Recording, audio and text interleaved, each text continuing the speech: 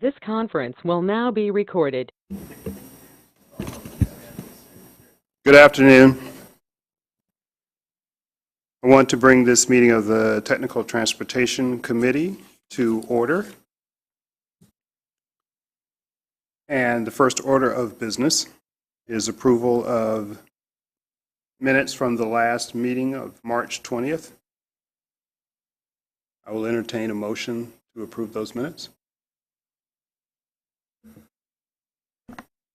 I'll make a motion. Thank you. Any discussion? Seeing none, I'll proceed with the vote. All in favor, please say aye. Aye. All opposed, same sign. The minutes from March 20 have been approved. The next item on the agenda is access permits. We have a rep from NDOT today. Yes, we do, Mike Eubank. For our two minor commercial driveways that we have, State Road 28, 3,200 feet west of the US 231 intersection. Review is underway with our team. And for State Road 38 west of Creasy Lane, review is still underway. We do have a note that the site needs to be designed with just one access point. For our major commercial drives, Schuyler Avenue at I-65 in the southwest quadrant, the inspection occurred and there were some issues found to resolve before we can comply the permit. The permittee has been informed and the permittee has been informed and they have let us know that the issues were resolved and the site is ready for another inspection. At US 52 north of Cumberland Avenue on the west side, there was an inspection requested and completed. The inspection report has been posted to our electronic permitting system. There were some issues to resolve and those have been posted in the permit system. And the permittee has requested some additional information from our permits department. Last one that we have changes for from last month is State Road 38 east of Maple Point Drive. Permit was issued on October 13th, 2023. The inspection occurred during construction and there were a few issues found. The issues were posted to the electronic permit system and the permittee has applied for an addendum to rectify those issues. That's all the updates for this month. Thank you. Any questions? Okay. There being none, we'll move on to the next item on the agenda. And that is an amendment to the 2428 tip. Good afternoon, everyone. As you've seen, we have a fairly simple and short staff report. Last Friday, we got some additional good news in that NDOT Central Office sent us our final fiscal year 2024 federal aid numbers, and we are receiving even more funding. Now, it's not much. It's $64,373. So in order to get this turned around fairly quickly, because we need to have these funds obligated by the end of September, we are presenting it to this committee so that this committee could discuss where to allocate these funds and then actually move forward with an amendment to the TIP that would then be brought before the policy board at the next meeting as a full TIP amendment.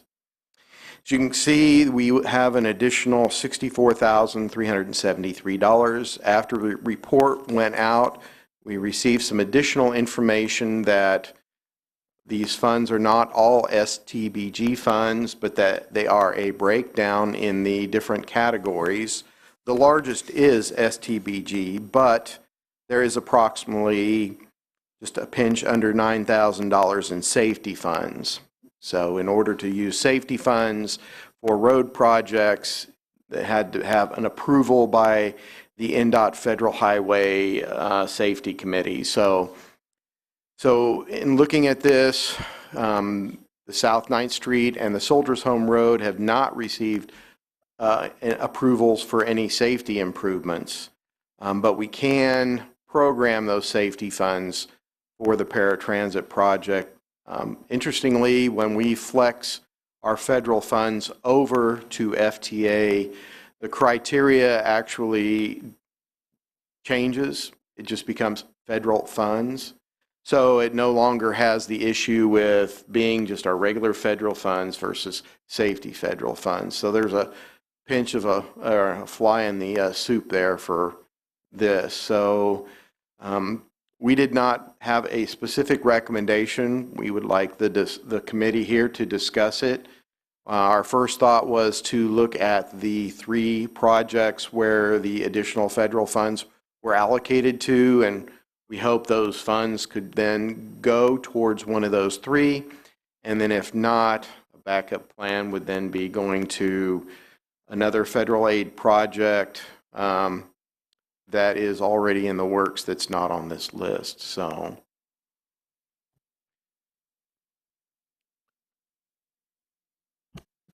Doug, could you give us a breakdown of exactly how much are safety and how much are the other categories, please? sure. For STBG funds, the specific amount, which is basically 67%, is $43,168. For the transportation alternative funds, it's $5,775. For carbon reduction, $5,039. Protect, $1,598. And then for the 2 safety categories, $8,793. So, yeah, I wish it was just one category where we could put it anywhere, but I was told by somebody who goes or who's over the federal aid local program that they have to be split up into the individual categories. So you're saying the safety portion pretty much has to go to city bus? Because correct. we don't have any other place to put it. Correct. And the South 9th and the Soldiers Home are the only 2 projects that would qualify for the remainder, right?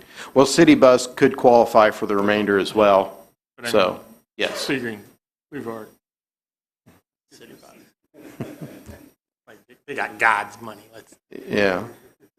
So when we did the split, Mhm. neither of those were fully funded. I mean, that was just a proportionment of the previous money, right?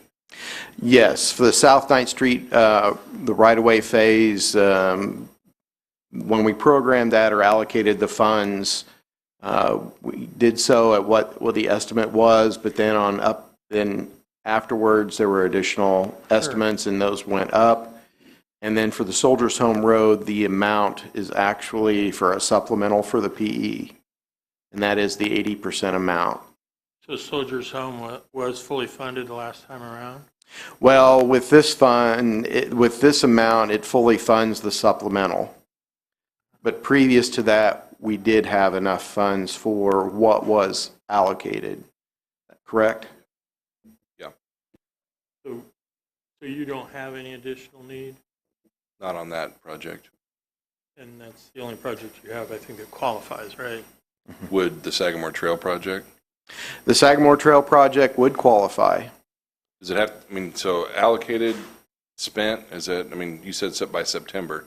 Does that mean it has to be spent by September or it needs to be? We need to have the funds actually obligated. So basically, for example, if it went to the Sagamore Trail project, you would need an approved change order by the district that is eligible for federal funds, and then it would go through the process, almost like a FEMA's request, to pay for that change order.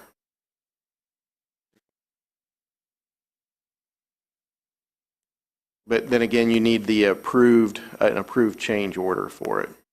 And this would then pay up to 80%. So Doug, we're at 80% for our right-of-way services agreement. Mm-hmm. Mm-hmm.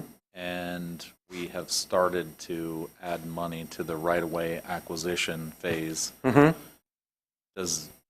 But that I think it's fiscal year 2025. The money we're adding in right now is 24. It's 24. That's what I'm getting at. Yes. Is the right-of-way for South 9th Street even eligible for these funds? Because it's 20, I think it's 25. Well, basically with the NEPA being recently completed, then as you know, we can start the right-of-way services and then actually working on purchasing the additional property. So we can actually use this for right-of-way if needed. The exception is the safety funds.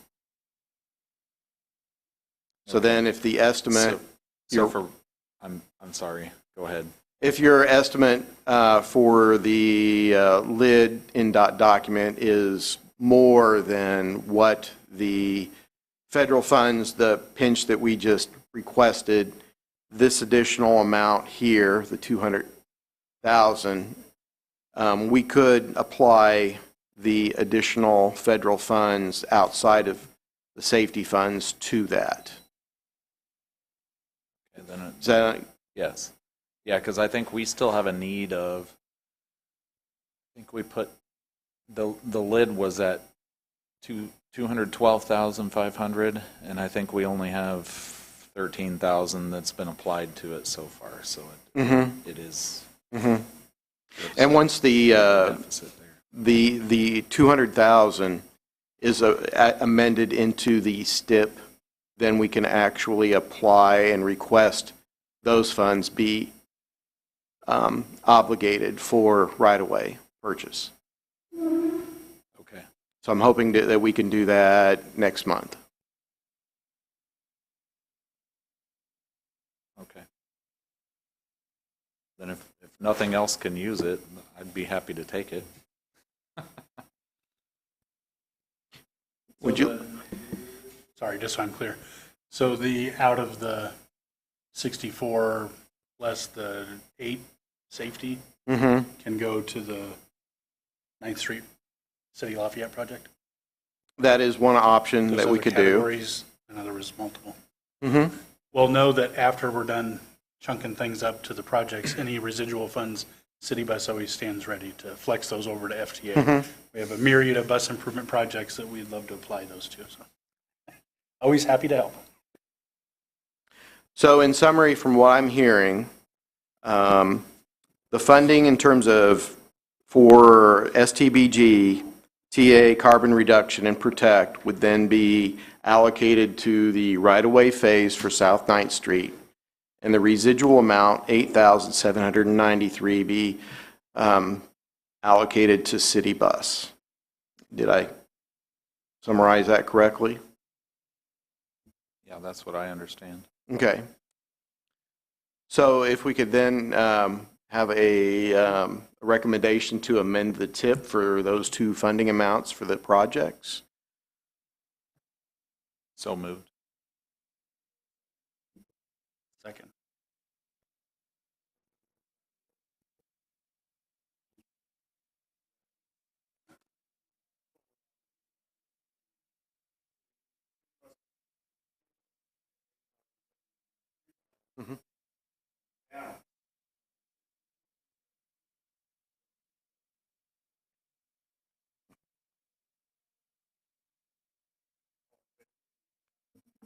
Aye. Great, thank you very much. I know that's somewhat confusing. We didn't have all the information laid out, but we're trying to get this turned around fairly quick. So this might be a record, getting the information on Friday and doing this following Wednesday.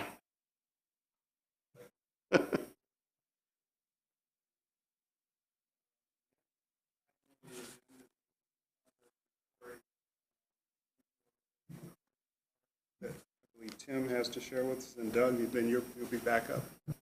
Court order. Yes, so this is kind of just an update on the PL funding that I've been mentioning. Just real quick for everyone's, so we all remember. So the PL funding is what we get from ultimately Federal Highway. to perform our MPO functions. And for many years, there's been one formula that has been used. That formula is going to be changed. There have been a few proposals as to how to change it. Kind of the upshot of all of that is that it will reduce the amount of money we get, which is unfortunate for us.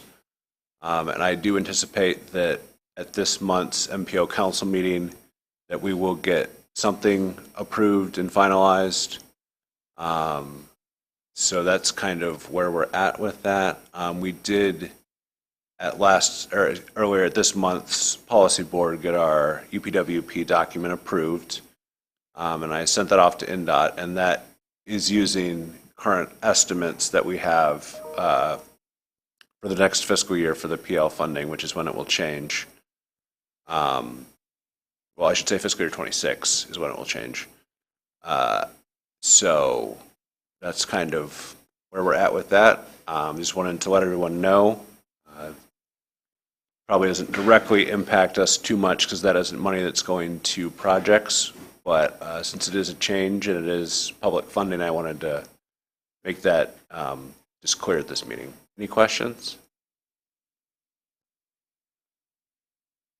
All right, there being no questions, Doug, you're back up. So the good news we have, and I'd like to start rolling out some of the information here, is that internally we are starting to build a new traffic model from scratch. So we've done this since the very early 90s. The one we currently have is fairly old. So it was decided that since we will be looking at a new long-range or metropolitan transportation plan here, in the near future, we're going to move forward and build a new model so we can test different projects or concepts to see how the network changes or handles it. So as part of that modeling process, it uses socioeconomic data, and one set, as you see up here, are vehicles. And we'll probably start rolling out here in the next couple months housing, population, and then also employment as well. But it was kind of interesting in terms of looking at the vehicles available. And again, this is from the American Community Survey, their 5-year analysis, in that the total number of occupied dwelling units for Tippecanoe County is just over 73,000 dwelling units, and that's occupied. There are more dwelling units, but they're vacant. And then that number is split between owner-occupied and then also rental-occupied. And if you look, they're fairly close. The number of owner-occupied dwelling units, a little over 38,800, and the rental-occupied 34,500. But what's interesting is if you look at the number of vehicles per dwelling unit, the average for the owner-occupied is 2.07. Now, not surprisingly, rentals, the people who rent do not have a large fleet of vehicles, and the number is 1.35 vehicles per household. Going back to the owner-occupied from 2016 to 2022, you see that number is fairly consistent, but if you look down, the rental-occupied, 2016, 2017, and 2018, the number was slightly higher at 1.39, and then from 2019 onward, it dropped. So this is just, again, part of the information that we will be using in our traffic model, and just would like to share some of this information with you. Any questions or comments?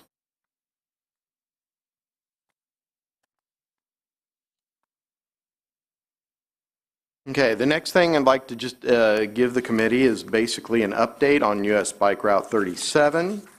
According to NDOT, they have submitted the application to the AASHTO for their meeting, and actually next week. So hopefully AASHTO will review it and then approve it. What we have not heard is that the commissioner, in order to have a complete application must actually approve it. We did reach out here of recent, actually Tuesday, and asked NDOT staff if they did, if the commissioner has approved it, and have not heard back. So at this point, I'm assuming that has not happened yet. But next week, if AASHTO does review and approve it, it will be provisionally approved. And then whenever the commissioner, NDOT commissioner, actually approves and sends the letter, and they receive it, then it will be fully approved. So we're in the home stretch, and I have my fingers crossed that everything is looking good. Any questions regarding that? Okay, going on to the next item. This is a fairly quick one. As you remember here, a few months back, we had a discussion, actually last year, about the adjusted urban area boundary. And as you remember, the census actually develops a urban area boundary, and then we, beginning with the MPO and then with your help, make adjustments. And those adjustments determine basically where we can allocate and obligate our Group 2 federal gas tax funds. We presented it to this committee and then approved with the policy board. Federal Highway and Indiana Department of Transportation has approved that, so it is official. So if you like a map, whether it be paper or electronic, we can provide that to you. So the next step, and we are starting to work on that, is looking at the functional classification and revisiting that effort. So currently we're working internally, not only in the office, but with Ben, Jeremy, and Stu, and letting them review it and discuss. Then once we get all of that adjusted, we will then bring it to the body here. And then, of course, present it for public to let them comment on it as well. So any questions or comments regarding that? Now going on to the obligation report. The last bit of federal funds we needed to obligate, there were two parts to it. One was a little over $71,000 to the Morehouse Road project, and the other one was just under $14,000 to the South 9th Street project. Those monies have been allocated with this, and they have been obligated. So we are officially zeroed out on the federal funds that we started with during the TIP. So all we have to do now is keep a mindful eye on the additional federal funds, and we will continue to monitor that and obligate it as soon as possible. So the good news is that of our original amount, all of the federal funds have been obligated. Unfortunately, there are MPOs that do not do this, and all of those funds actually go back to NDOT, not to those of us who actually are good about obligating our funds. So just to like to mention to that quickly. If you'd like to go over the 18-month letting list, it's a fairly short list. The first project, various locations, raised pavement markings, as you can see on the bottom. That project, the engineer's estimate was a little over $278,000. The project was awarded for just under $270,000. There was one bid, and the estimated completion date is June 15th of this year. Regarding project number 2 and 3 that were on a April 10th letting, one was on Special 52 and the other various repair or replace lighting. For the Special 52 projects, there were 3 bids, and none of them were below the engineer's estimate. For the repair or replace lighting, there were 2 bids. It did not show when I checked this morning if that project was awarded or not. The engineer's estimate was at $1.366 million, and the low bid, Midwest Electrical, was at $793,929, substantially less than the engineer's estimate. Why, I don't know. The other bid was more in line with the engineer's estimate, so when we receive the news, we'll report that probably next month. Looking down on project number 6, State Road 225, it is still on a November bid letting. Project 9 and 10, 2 more local projects, Bridge 527 and the other phase of Morehouse Road.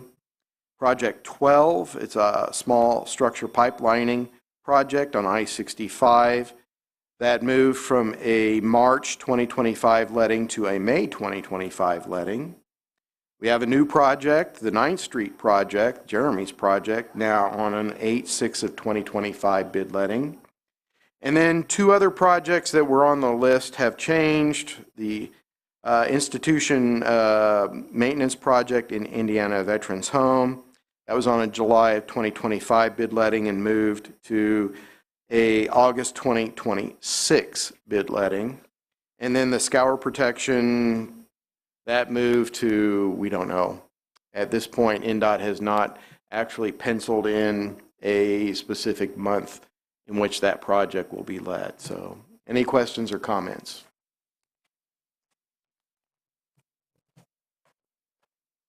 Okay, thank you.